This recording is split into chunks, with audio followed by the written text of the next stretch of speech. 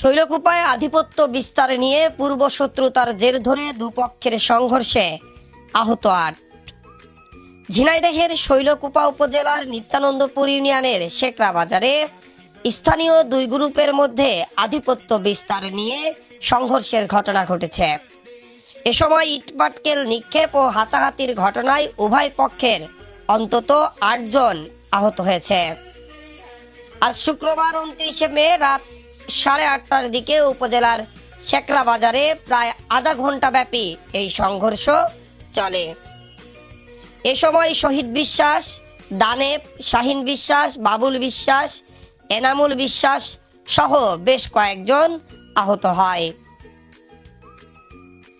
স্থানীয় বাসিন্দা ও পুলিশ জানায়, আধিপত্য বিস্তার নিয়ে দীর্ঘদিন ধরে উপজেলার নিত্যানন্দপুর ইউনিয়ন বিএনপির সাবেক সভাপতি গোলাম মোস্তফা ও ইউনিয়ন বিএনপির উপদেষ্টা মণ্ডলীর সদস্য আব্দুস সালামের মধ্যে বিরোধ চলে আসছিল।